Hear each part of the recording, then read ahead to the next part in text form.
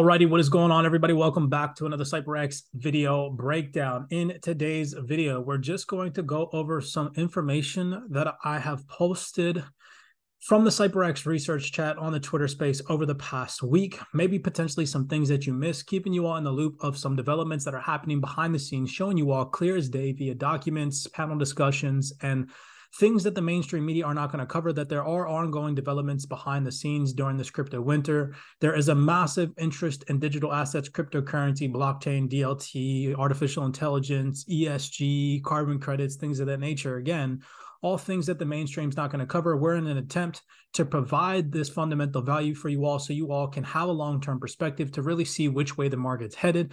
We're going to be discussing topics like CBDCs, ESG, cryptocurrencies like XRP, Hbar, XDC, XLM, things of that nature, focusing on the utility, showing you all their involvement behind the scenes.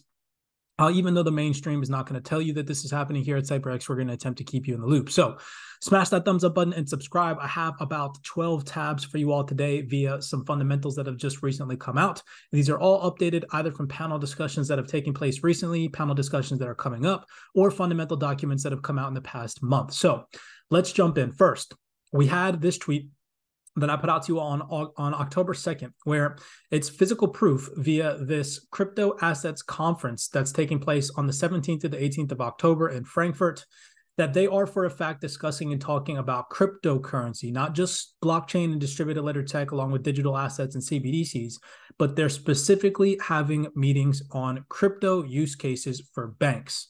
Now, I find that very interesting because even on this little tiny PDF or this agenda sheet, it says that they're having cocktails and crypto-related conversations. So I just find that that's interesting because meanwhile, they're in an attempt to shake us all out of the market.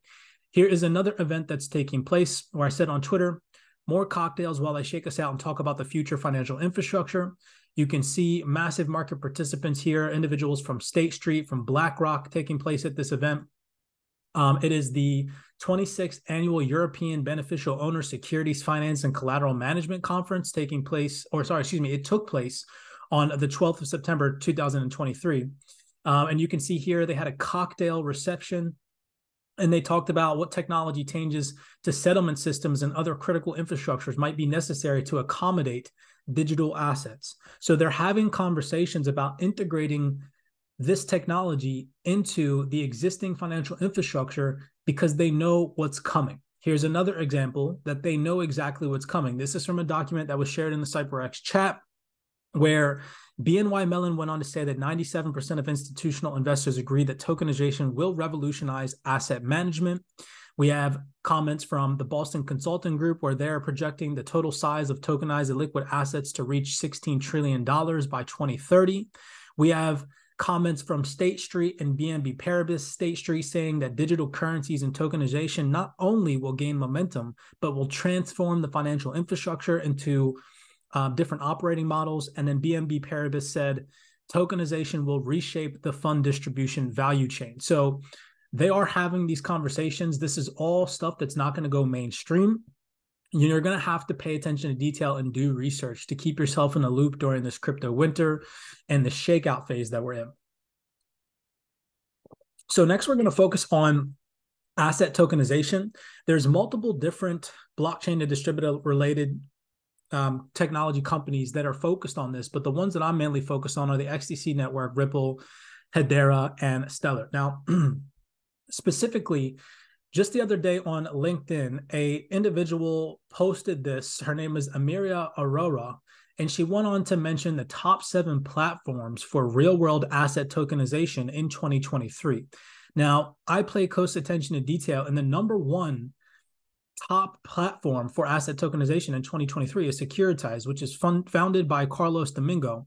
They are attempting to pioneer the future of compliant digital securities on the blockchain, okay? Now, what I find interesting is that Ripple is an investor in the company Securitize, along with SBI Holdings and some other financial institutions, along with NTT Data and whatnot.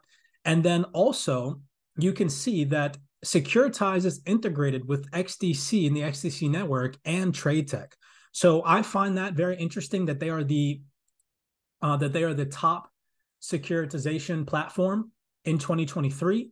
And in some way, shape, or form, Ripple has their hand in the company and they are integrated with the XDC network. Now, we also saw this event take place on September 27th, which I find very interesting, considering the fact that Ripple joined the ISDA back in August of 2023, where we had this announcement, Ripple joining the ISDA, expanding into $1.2 quadrillion derivatives markets alongside JP Morgan, Goldman Sachs, and BNY Mellon. And I just showed you all the PDF projections from BNY Mellon and State Street and BNB Paribas. They're massive futuristic projections of tokenized assets, okay?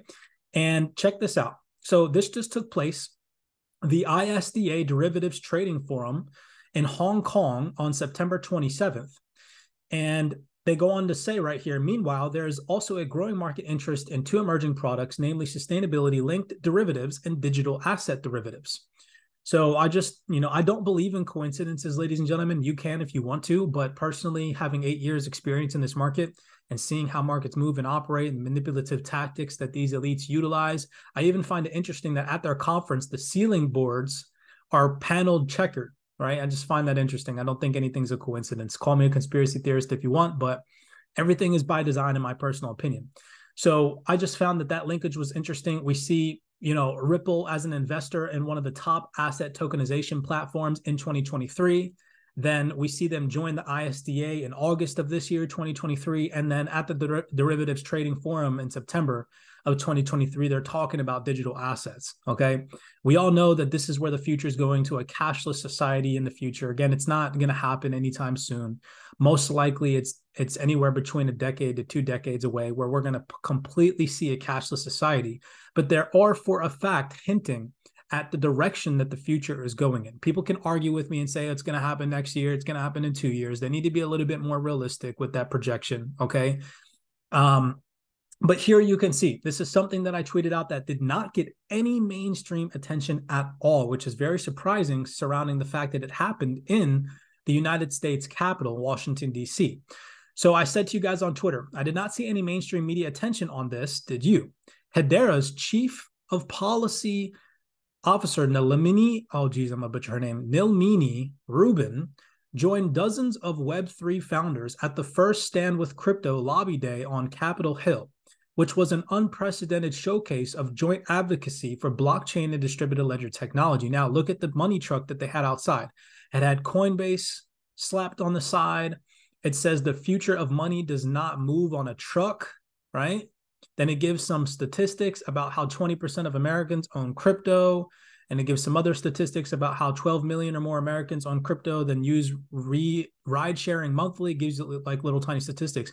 But right here, if you zoom in, it says no cash on board, smiley face, right? So little tiny subtle hints like that are key for where the direction of this market is headed in the future.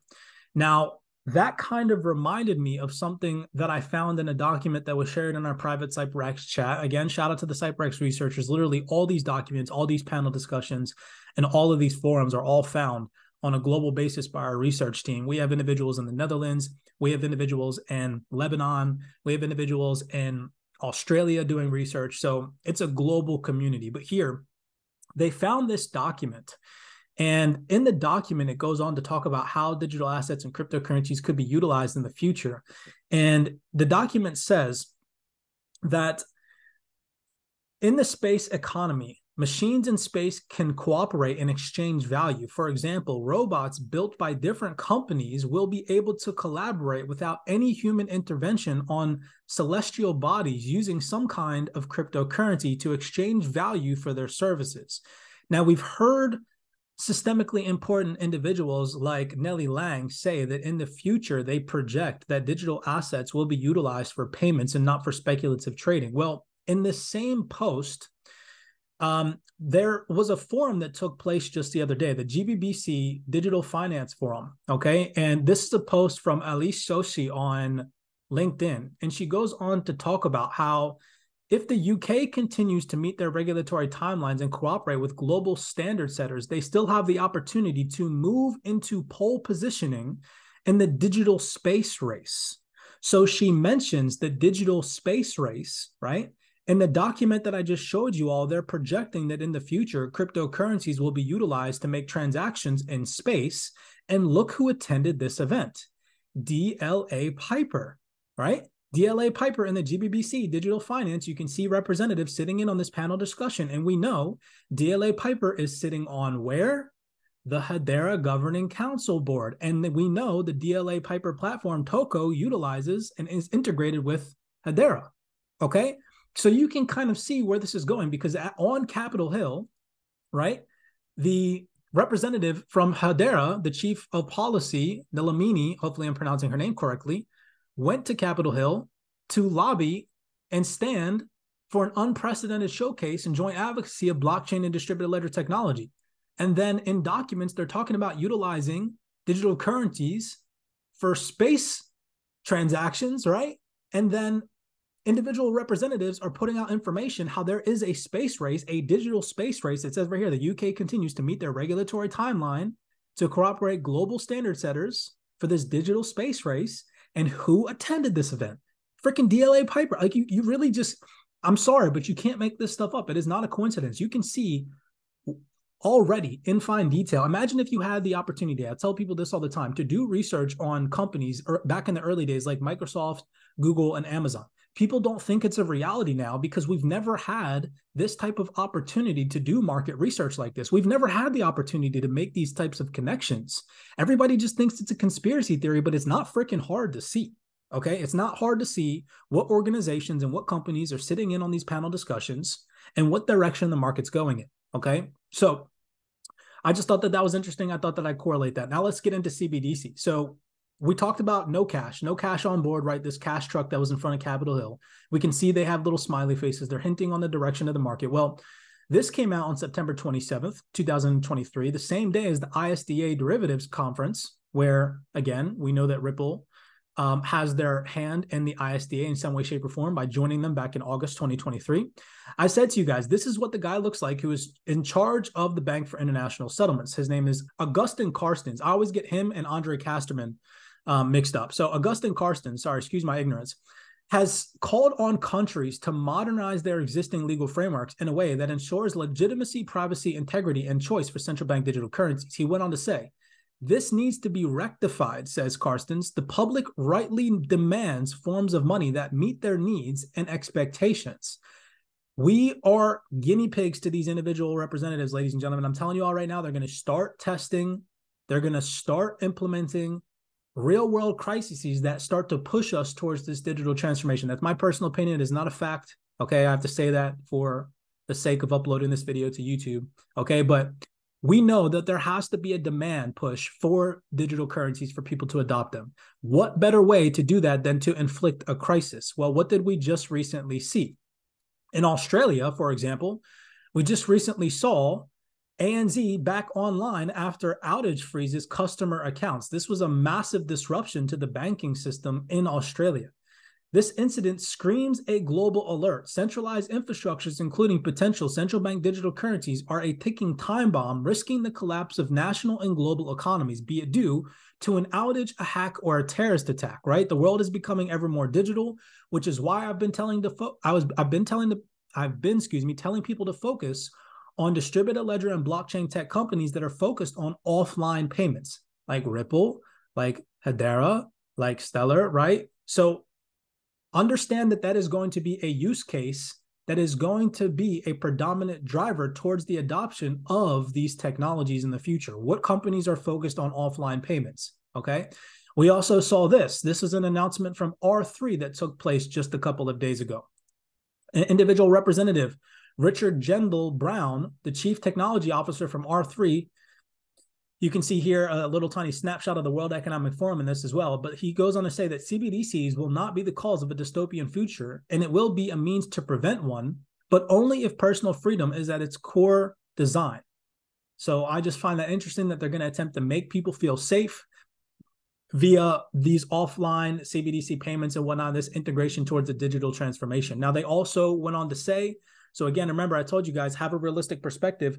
Cash is still going to be around. It's not going to be utilized as frequently as it is now. It's going to dwindle away, but it's still going to be around. excuse me, R3 is projecting that by 2028, just 9% of all payments will be made in physical currency. That is freaking only 5 years away. That is not a long time. So think about the transformation between now and then, along with understanding that in order for there to be a demand for these digital currencies, just like how there was back in 2019, I'm not going to remind you guys of what happened, right? But when there was a massive push for digital contactless payments, there's going to need to be a greater demand in order for them to enact this digital transformation again. So be on the cusp, be on the ready for that. I've always been attempting to tell people that I have a firm belief that's going to take place in 2024, 2025 timeframe. We are on the cusp of that. We're heading into the end of 2023. You can clearly see that there was no major bull market blow off top like everybody was predicting in 2023. We know that more firm, sound regulatory implementations are going to come into the market in 2024. I'm very excited to see what's going to take place towards the end of 2024. It's going to be a very interesting time, especially when the MICA deal comes into full effect. Very interesting time to be alive, okay? Then we also had this projection from the Realization Group talking about the Digital Pound Foundation and whatnot. Goes on to talk about how over 110 countries around the world are for a fact exploring CBDCs, and how over the next 12 to 24 months, right? That's what they're projecting. So think about that timeline that puts us at the end of 2024, right? End of 2025 timeframe. So remember, I don't make these projections up based off of my own belief system. I do research, and the majority of research and documents that I find amongst these large institutions and organizations is that they're projecting the same timeline, anywhere between 2024 to 2025 for this all to start to come into full effect, full swing, right? So 12 to 24 months, they're projecting that project stages varying from research and proof of concepts all the way up into real world implementation will be inflicted into the market. So I find that that's very interesting. This is from 5 days ago as well. So all updated, okay? Now we're going to get into ESG. I've been in a massive attempt. Excuse me, I needed to sip some water. I've been in a massive attempt to tell people, I showed you all that APEC region discussion panelist, where just 2 months ago, the representative openly said, oh, I couldn't believe that he said this. Like, I literally was mind blown that he said this. But he openly stated, and this video only has like 120 views.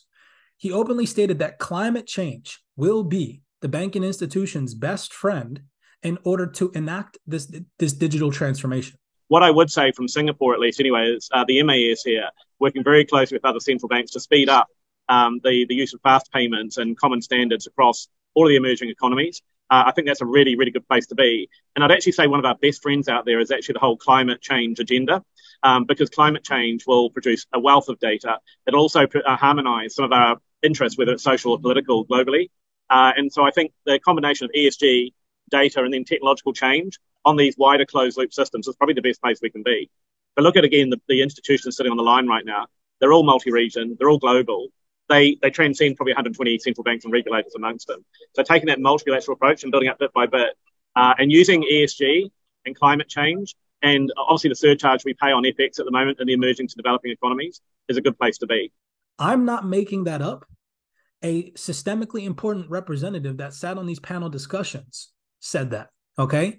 So I've been trying to warn people to pay attention to this, and then to also focus on technological advancements, blockchain and distributed ledger technology companies that are heavily integrated and fine-tuned with ESG and climate change, because those are most likely going to be the ones that survive long-term, right? So again, that falls back into line of Ripple, Hedera, Stellar, the XDC network. There's other ones that, of course, I'm not naming, but to each his own. You guys can go out there and do your own research. Those are the ones that I focus in on, okay?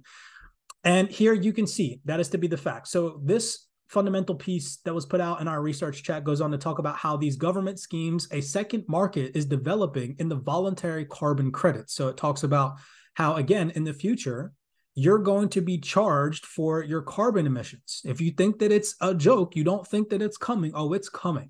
These emitters will be able to purchase carbon credits, each of which represent a ton of carbon not emitted or better removed from the atmosphere. If you wish to increase your own emissions, the credits are issued by the backers of the environmental projects, such as tree planting, green credits, or mangrove swamps.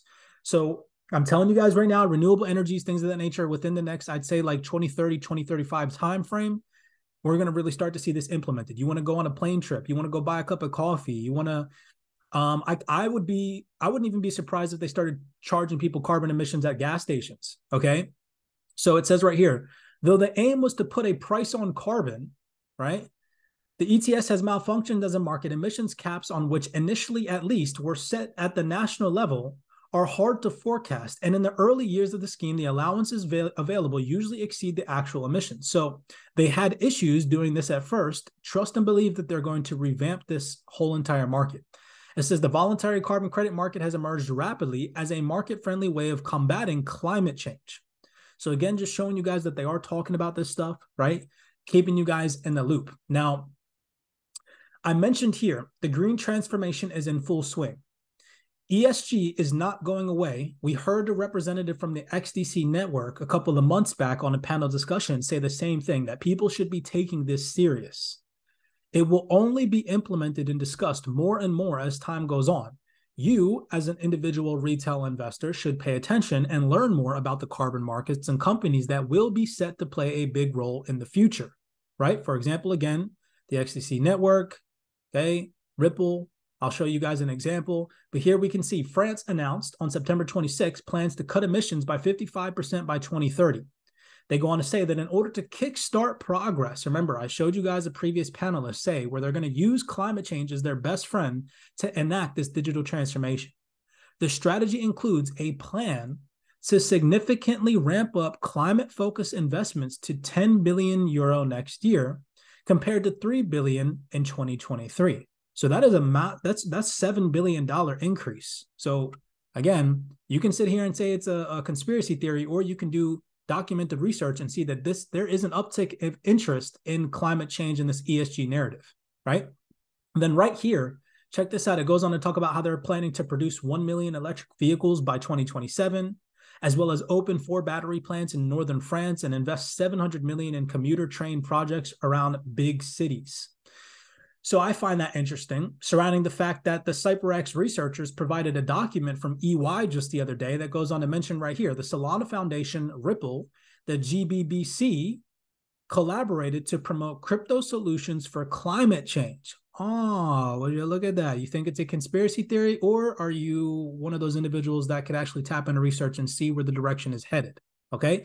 Says Solana Foundation, Ripple, and several other industry groups, including the EGO Networks, Global Blockchain Business Council, and the BXCI, are collaborating to promote the use of cryptocurrency solutions to combat climate change. What's the cryptocurrency solution that Ripple provides? XRP, the XRP ledger. I'm just saying, to each his own, do your research, right? You guys see why I'm focused on these projects. It's not just because I'm a hype man and I'm like, oh, price is going to reach $100 in the future. No, there's actual research aside from market capitalization and trillions of dollars flooding into this market via banking institutions. There's other niches. There's other categories that these blockchain and distributed ledger technology companies are going to strive and thrive in. It's not just institutional money. It's the whole entire global economy is about the freaking shift. Right? It's crazy if you're not tapped in, honest to God. You're making a poor decision by not at least, at a minimum, doing research, okay? So another reason why I'm so heavily focused on the XDC network, aside from their integration with ESG, is also their approach on asset tokenization. I showed you guys how via the upcoming Trader Investor Day, Andre Casterman openly admitted that the XDC network will be presenting their tokenization solutions to financial institutions, specifically mentioning Goldman Sachs, Deutsche Bank, and Santander, okay?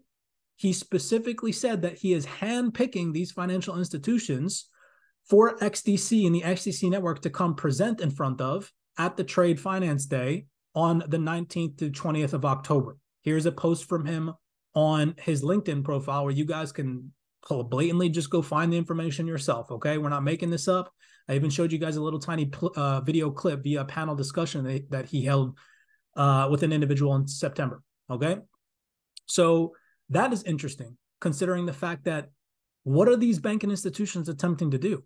Shake you out of the market, no mainstream media attention, right? Meanwhile, the XDC network is literally going to present in front of institutions, which shows what? Put 2 and 2 together. that there is an institutional interest in adopting these digital asset solutions, right? Think about it. Now, also, what are we seeing? In November of this year, I believe this is coming out, this Nordic 2023 Stockholm event taking place. Yep, November 2023, the 23rd of November, actually, 2023 taking place. And would you look at this? The XDC network's involved in this one as well. And you can see banking institutions here. We have Citi, right? ING. You got HSBC, Bank of America. You got Finastra at this event. We know Finastra's connections with Ripple. So again, you see Ripple connections along with the XDC network. You got Standard Chartered. Okay. So these are reasons why I'm paying attention to the XDC network and Ripple. And now this was another little tiny interesting find by the CYPRX researchers. So I continuously try to tell people that these individuals, these high-end representatives, I call them elites. People get upset when I call them elites because they don't want to accept the truth. They're the people that control the world. Whether you like it or not, we are lower middle class, and these individuals are higher upper class. It's the way the world works. Get over it. It is what it is. They sit in on these closed door meetings and these luncheons, and they talk about the future, right? These unelected officials talk about our future, but they don't hide it. So here's a post that I find interesting from Chris Holmes, I believe that's his name, Lord Holmes, okay? And some other I don't know who this guy is right here, but you see them smiling and laughing, having a cup of coffee, right? Their little tiny meeting. And look at what they're talking about. They're talking about how France is following the trend with their presentation to the French Parliament in the coming months of a similar law intended to have the digital version of transferable documents so useful to the international trade recognized in French law. And that hit a little bell for me, okay? Because it goes on to talk about what they mentioned at their little tiny luncheon meeting and how they say right here, France is following the trend with the presentation to the French Parliament in the coming months with a similar law intended to have a digital version of transferable documents, right? Just like the UK adopted, right? And what I remember is this little tiny panel discussion with Sunil Senapati, the CEO of XDC Network, and this guy, Stephen Besse, that took place from the Future Blockchain Summit just like a month ago. In that panel discussion, Sunil Senapati mentioned something, and he said, France is next. Now, once UK signs this up, then these two countries can trade. And there's no need for sending and receiving any paper documents. Everything 100% can be digital. So you see there will be more and more corridors, and France is watching very closely. They are likely to sign this up in October. Germany is going to follow. There's a lot happening in the US as well. He said France is next to adopt MLETR and digital documents.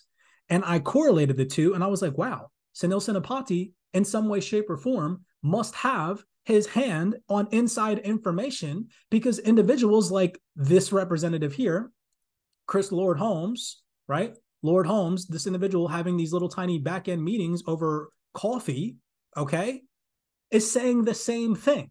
So that must mean that in some way, shape, or form, the XDC network CEO is heavily involved with the flow of information as to where the flow of money is going. You guys get what I'm saying? You see how I'm picking this stuff up, okay? This is all stuff the mainstream media is not going to show you. They're not going to put this stuff together. Now, back to Hbar, back to Hbar.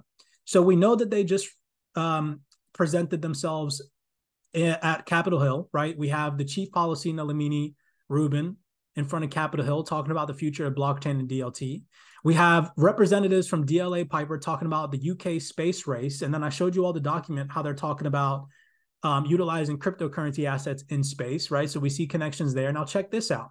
This is very interesting. This is an updated fundamental from September 2023, where Alcott.io, I have no idea what the heck company this is, so we're not going to get into that, but they talk about how the Hbar Foundation has a sustainable impact, a partnership opening the books on climate finance. Oh, what have we been talking about this whole thing? Look at this. It says, the digital arm of established carbon management leader, Alcat, is proud to announce a strategic partnership with the Hbar Foundation Sustainable Impact Fund to bring the balance sheet of the planet to the public ledger.